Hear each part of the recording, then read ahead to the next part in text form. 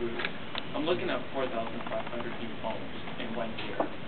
Currently, there's about 150,000 people waiting on the waiting list. Now, I've also noticed that you have rent supplements of 9,650. Currently, a lot of my clients are on some sort of social assistance or DSP that gives $427 for rent. A lot of my clients the majority of my clients have compromised health, which is not effective for $427 for rent, because you're basically going to get a room. Now, the question is that concerning those clients, is there anywhere in this plan that deals with looking at a shorter time solution? Because 4,500 is a dent in the bucket in reality, and I hope no one takes offense to that. But is there a shorter term solution of saying we need people to get houses now? Is there a way of looking at the private market and trying to get more and more rent subsidies, or increasing the shelter allowed for people on social assistance? And the short answer is yes. And there's a couple of ways that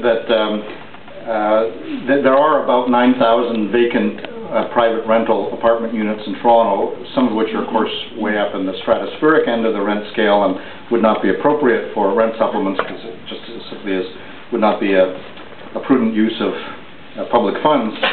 But a significant number of those units are available, and that's one of the reasons why, as our first step was to talk about an immediate strategy of targeting half of the population of people in homeless shelters and getting them into private housing through rent supplements. We also propose on top of that an additional allocation of rent supplements. I think your basic point is a powerful point, though, that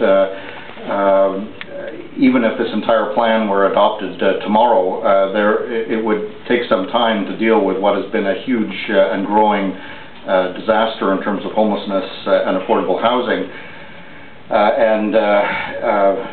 I'm not sure, to be honest, that the housing sector has the capacity to build much more than this.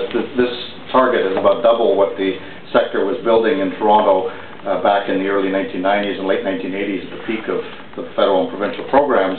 So this probably is, is very optimistic, especially with the current diminished capacity of the sector. In the meantime, there are some initiatives which may or may not provide much comfort. Yesterday, a group of us met with senior city housing officials around an initiative that was passed to have 100 rent supplement units designated for people who have immunocompromised health conditions.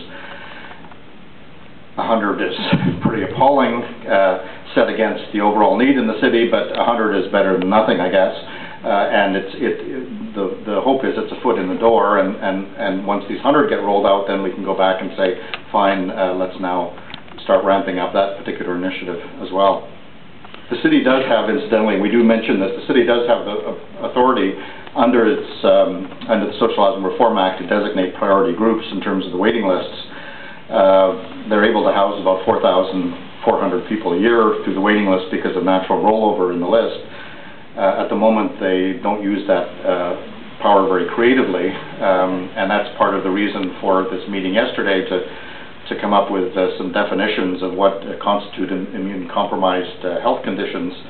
And it was a very bureaucratic meeting in some ways, because we were discussing very precise health conditions, none of which I had any idea what they were talking about. But anyway, I'll sit down there.